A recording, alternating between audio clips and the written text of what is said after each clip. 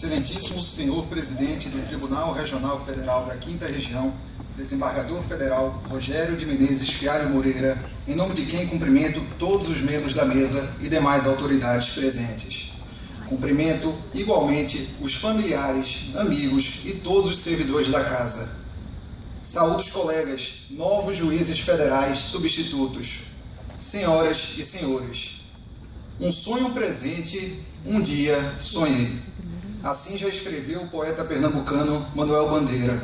Charles Chaplin, por sua vez, já afirmou que enquanto você sonha, você está fazendo o rascunho do seu futuro.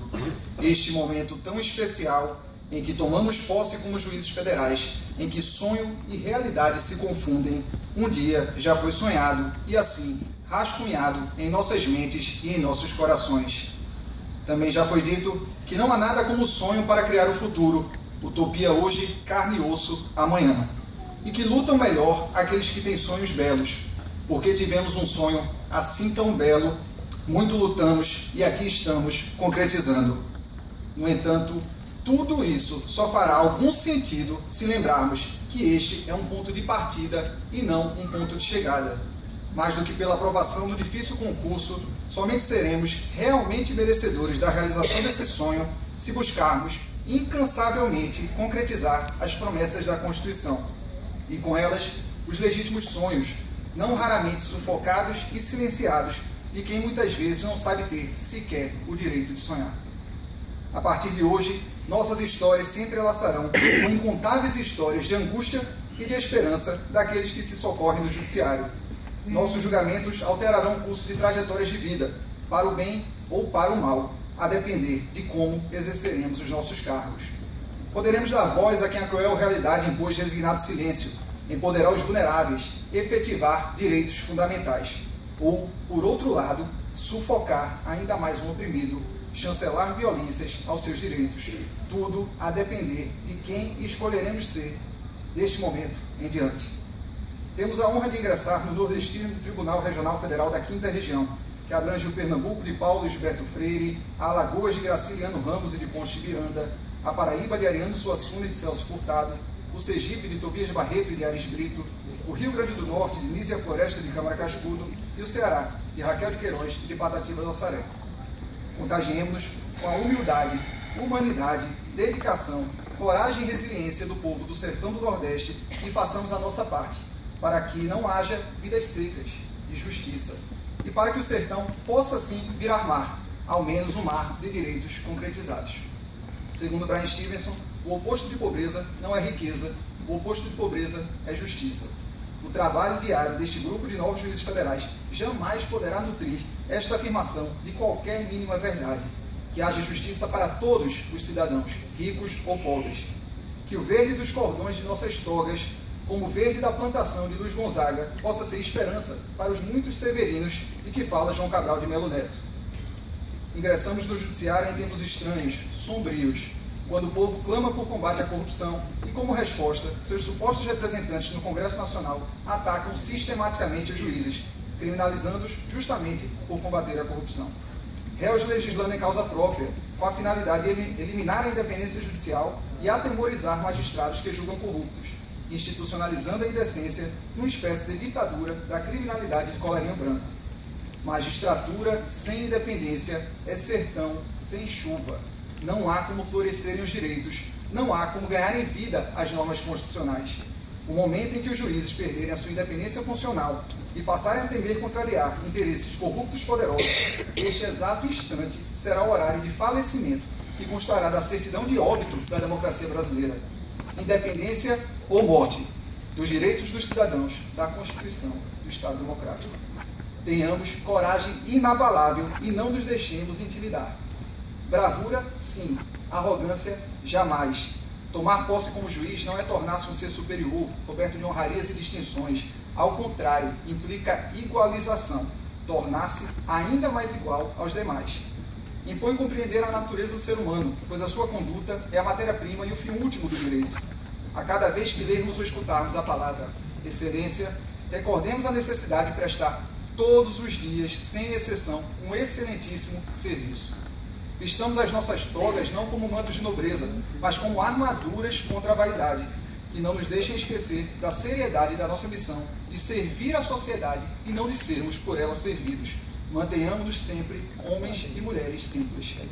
A magistratura não é espelho, é janela para olharmos o outro e não para nós mesmos. É para o outro, para a sua emancipação, que devemos dedicar nossas vidas de hoje em diante. A medida da vida não é a sua duração, mas a sua doação. Tenhamos solidariedade com o presente e com o futuro. O juiz é um ser camaleônico, multifacetado.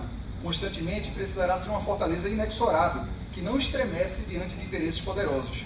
Igualmente, se o clamor popular entrar em conflito com os direitos fundamentais, deve o juiz escolher a impopularidade. Se a voz das ruas se opuser à voz da Constituição, que escute esta última. Por outro lado, o mesmo caso poderá exigir do magistrado que, a fim de fazer justiça, revele-se o mais sensível dos humanos, pronto para, com ternura e alteridade, despir-se da sua toga e deslocar-se à dor do outro, colocando-se no seu lugar. O juiz, portanto, ora deve ser ilha, isolando-se, não se deixando inundar pelas pressões do mar de interesses que o cerca. Ora deve ser ponte, conectando-se empaticamente aos jurisdicionários, assimilando as suas aflições e ligando-os aos seus direitos e sonhos. Na origem da palavra sentença está o verbo latino sentire, que significa sentir. É essencial ao juiz a sensibilidade de ler a alma humana nas entrelinhas, até mesmo no silêncio da linguagem não verbal. De diagnosticar não apenas a violência visível a direitos, mas, sobretudo, as chamadas violências invisíveis.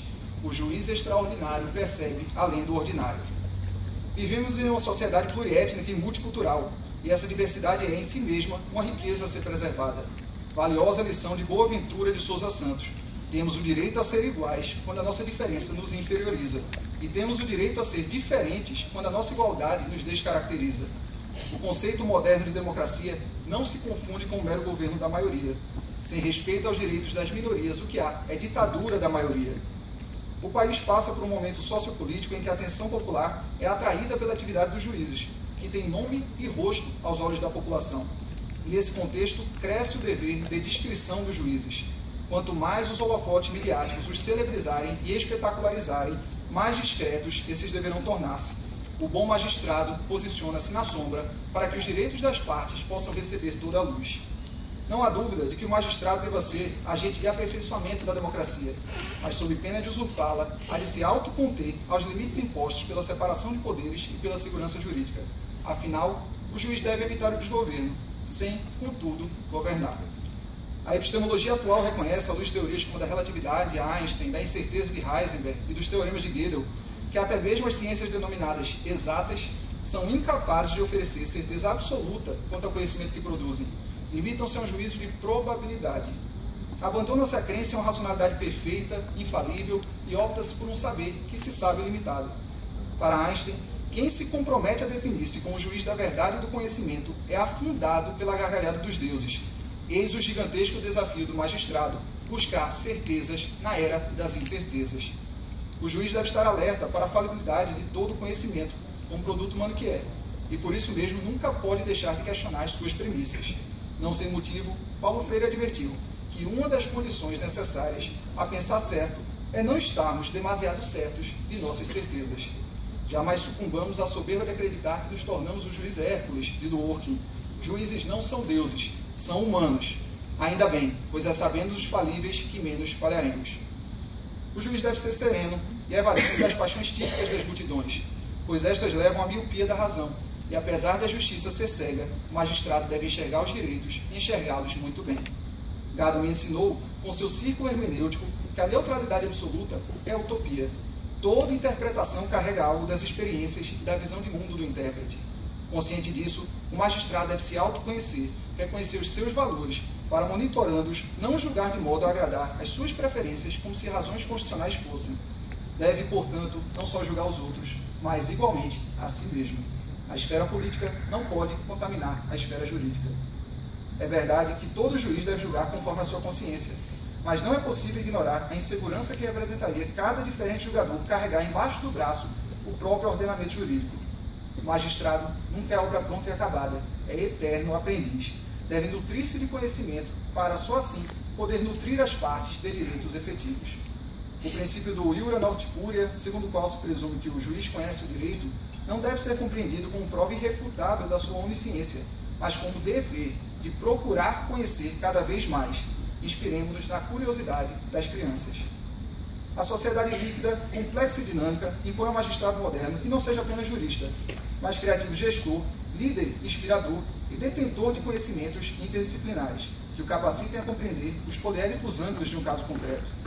Do ponto de vista processual, a jurisdição é inerte, mas na perspectiva da eficiência e da produtividade, o juiz jamais poderá ser-lo. Afinal, é absolutamente proibido ao magistrado esquecer que cada processo na estante representa vidas em aflição, clamando por ajuda. As instituições são o retrato das pessoas que as compõem. Tenhamos dignidade no olhar e no agir, e pintemos a fotografia do judiciário com as cores da ética, da humanidade e do republicanismo. Agora, a mais importante homenagem do dia. Ilude-se quem pensa que o dia de hoje celebra o mérito e a vitória de 16 pessoas. Em verdade, celebra o mérito e a vitória de dezenas de pessoas. Nenhuma grande conquista é individual. Toda verdadeira vitória é coletiva. Mães, pais, filhos, cônjuges, irmãos, demais familiares, namoradas e namorados, amigas e amigos, quer estejam fisicamente presentes ou estejam presentes em nossos corações e memórias, essa data é mais sobre vocês do que sobre nós. Mais do que as milhares de páginas de livros lidas, foi a onipotente força do seu amor que nos trouxe pelas mãos, que nos empurrou até aqui e nos fez superar cada intimidador obstáculo. Não existe conquista sem sacrifício, sacrifício sem determinação, determinação sem sonho.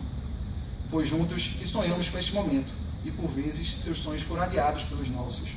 Sacrificaram-se conosco, nossas angústias foram as suas angústias, nossas renúncias e privações, as suas renúncias e privações. Por tudo isso, o termo de posse, que há pouco assinamos, poderia ter como sinônimo termo de gratidão, por tudo o que fizeram por nós. Observar os largos sorrisos nos seus olhos nos enche de emoção, e faz com que tenhamos a certeza de que cada noite em claro estudando, de que cada dolorosa abdicação valeu a pena. Passaríamos por absolutamente tudo de novo, não só pelo cargo, mas pela felicidade plena que é sentir na alma o seu orgulho. Nas palavras de Chico Xavier, o amor é uma força que transforma o destino. O amor de vocês transformou o nosso. Seremos eternamente gratos e honraremos, buscando dignificar outros destinos. Por fim, a essencial origem. Como não poderia deixar de ser, somos profundamente gratos a Deus que nos concedeu vida para sonhar e saúde para realizar. Queridos colegas juízes federais, cada minuto de nossas vidas, cada singular experiência nos preparou para o agora. Que a magnitude da responsabilidade que se coloca em nosso horizonte, longe de ser um paralisante peso, nos encante e nos motive a encontrar diariamente a melhor versão de nós mesmos. Trabalhemos com alegria, que julgar seja um ato de amor à nossa profissão e aos direitos. Profiramos cada decisão como se ela fosse um traço do futuro que queremos desenhar para o país, como se ela fosse um parágrafo da nossa biografia. Não deixemos a frequência com que lidaremos com situações de injustiça naturalizadas, reduzindo nossa capacidade de indignação e sede de justiça. Acompanhamos Darcy Ribeiro. Só há duas opções nesta vida, se resignar ou se indignar, e eu não vou me resignar nunca.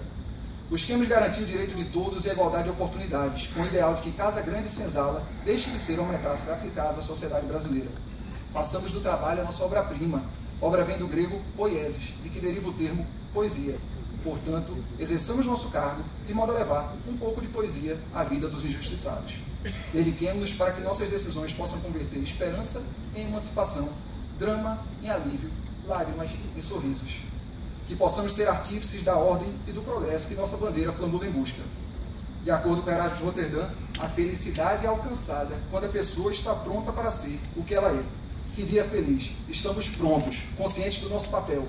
Colegas, este é o nosso tempo, façamos a diferença. Muito obrigado.